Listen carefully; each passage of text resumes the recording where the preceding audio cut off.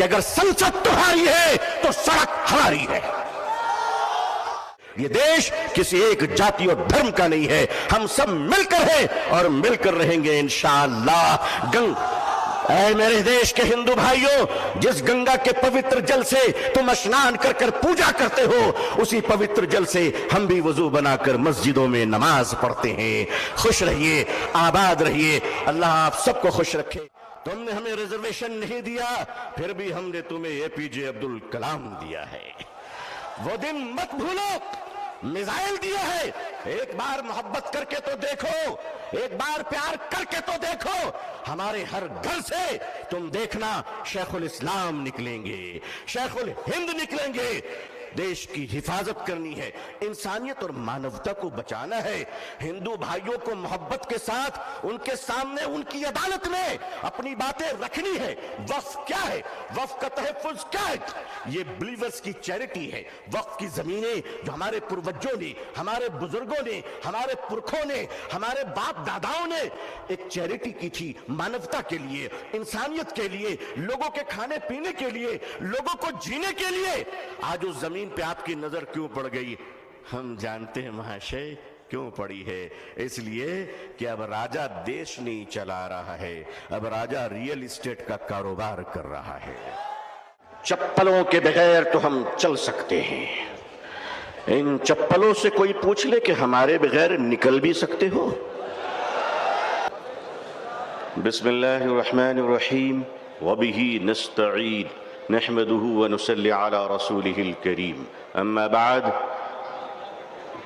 آل India Muslim personal لا board کے معزز صدر فقیہ العصر حضرت مولانا خالد سیف اللہ رحمانی صاحب مدد اللہ العالی، آل انڈیا مسلم پرسنل لا بورڈ کے معزز جنرل سیکریٹری حضرت مولانا شاہ فضل الرحیم صاحب مجددی مدد اللہ العالی، اکابرین امت، علماء کرام، بزرگان محترم، نوجوانان اسلام، عزیزان گرامی، سامعین اعظام، عمائدین کرناٹکا، یہ جو آج اس میدان میں سروں کا امڑتا ہوا سیلاب ہے، وہ اپنے نوکریوں کی تلاش میں نہیں آیا ہے بلکہ غلام مصطفیٰ بن کر آیا ہے صلی اللہ علیہ وسلم.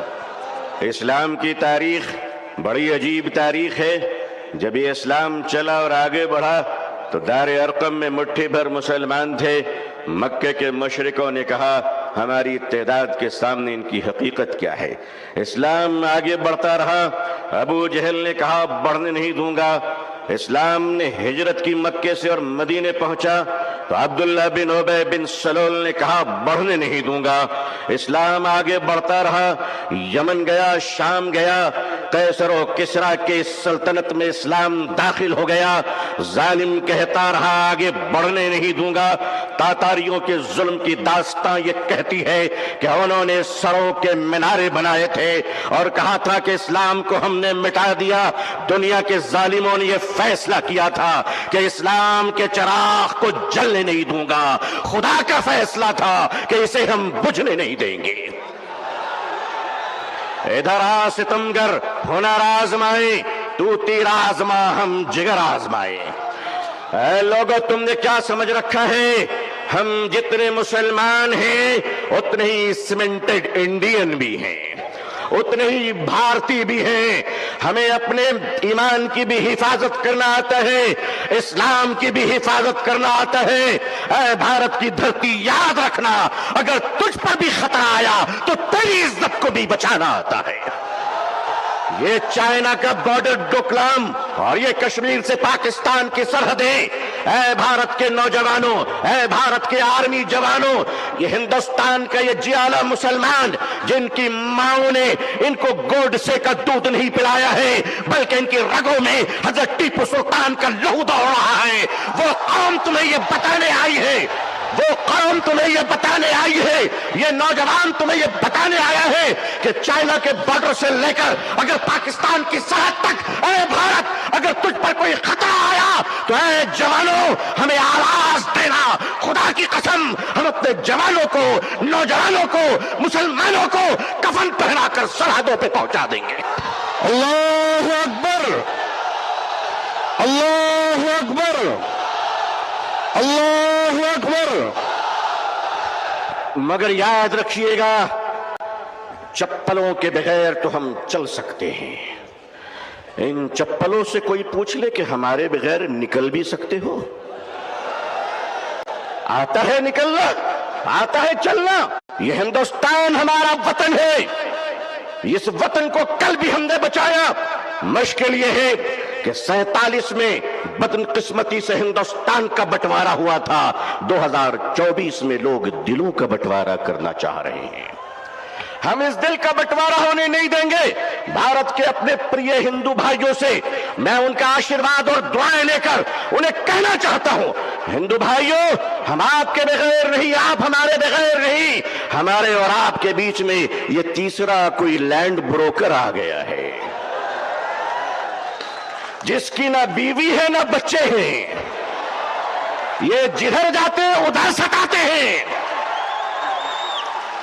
लेकिन इनको बता दीजिए और साफ साफ बता दीजिए, कुत्ते वफादार हो ये बात तो सही है, मगर वफादार कुत्ते बन जाएं ये बात सही नहीं है। क्या समझ रखा है? All India Muslim personal board, हमारे बुजुर्गान दीन अकाबरीन बैठे हैं। मैं आपसे सच कहता हूं, हमें अपने दीन की भी हिफाजत करनी है और अपने देश हिंदुस्तान की भी हिफाजत करनी है।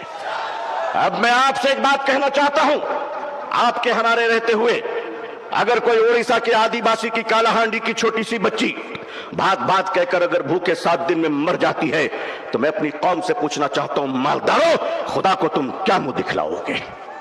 अगर हमारे देश में यह अत्याचार हो रहा है कि एक पति अपनी मरी हुई पत्नी की लाश को पैसे न होने की वजह से एम्बुलेंस नहीं मिलती है, कांधे पे उस लाश को लेकर चलता है, ये हमारा भारत है, ये हमारा समाज है, ये हमारा इंसाफ है। क्या हो रहा है इस देश में? ये देश कहां जा रहा है? रिश्वत के बगैर दवा नहीं मिलती, रिश्वत के बगैर कफन नहीं मिलता, रिश्वत के बगैर जनाजे नहीं मिलते, रिश्वत के बगैर लोगों को जिंदगी की सांस लेने की इजाजत नहीं है।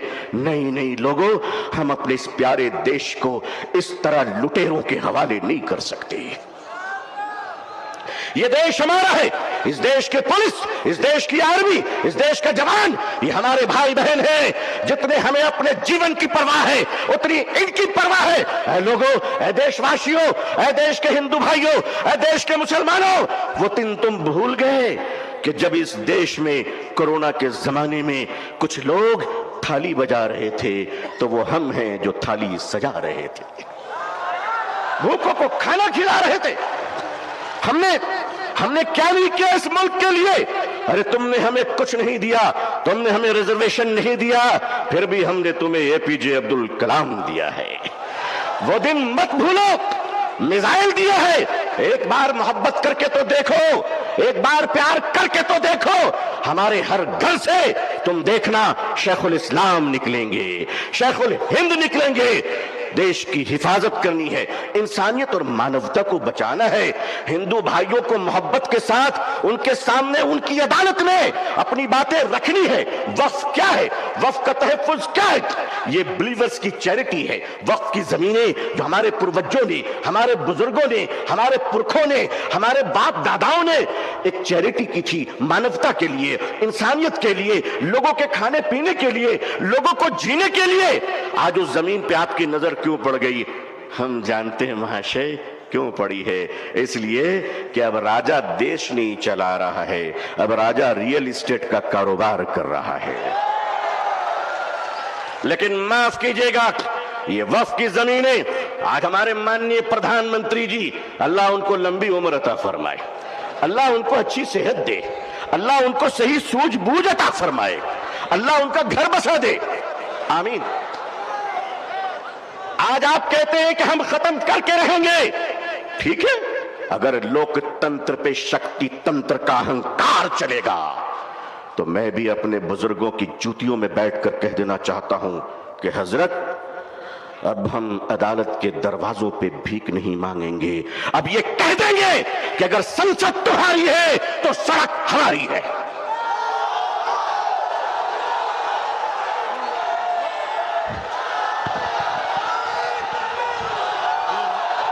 नारे तकबीर, नारे तकबीर, नारे तकबीर। لیکن جب مسلمان سڑک پر چلے گا تو ایک تنکا نہیں جلنا چاہیے، کسی بس پہ پتھر نہیں چلنا چاہیے، سنویدھان کے اندر، لوک تنتر کے اندر اپنی آواز کو بلند کرنا ہے، اور اس دیش کے ہندو بھائیوں کو بھی پریم سے اپنے گلے لگا کر اپنی بات رکھ کر انصاف کی لڑائی لڑنی ہے۔ یہ دیش کسی ایک جاتی اور دھرم کا نہیں ہے، ہم سب مل کر ہیں اور مل کر رہیں گے انشاءاللہ۔ اے میرے دیش کے ہندو بھائیوں، جس گنگا کے پوتر جل سے تم اسنان کر کر پوجا کرتے ہو، اسی پوتر جل سے ہم بھی وضو بنا کر مسجدوں میں نماز پڑھتے ہیں۔ خوش رہیے، آباد رہیے، اللہ آپ سب کو خوش رکھے۔ بنگلور کی یہ تاریخی سرزمین، آل انڈیا مسلم پرسنل لا بورڈ کا اجلاس، یہ تاریخی اجلاس ہے جہاں فیصلے بھی ہوئے ہیں، تطہیر بھی ہوئے ہیں، جرأت و کردار اور ہمت حق گوئی کا مظاہرہ بھی ہوا ہے۔ اکابرین کی خدمت میں سینکڑوں سلام پیش ہے، آپ کی جرأت کو سلام ہے۔ لوگوں تیار رہنا، اگر اکابرین آواز دے تو اب اگر زندہ ہو تو زندہ ہونے کا ثبوت پیش کر دینا۔ اللہ خوش رکھے۔ آخر دعوانا الحمدللہ رب العالمین، والسلام علیکم ورحمۃ اللہ وبرکاتہ۔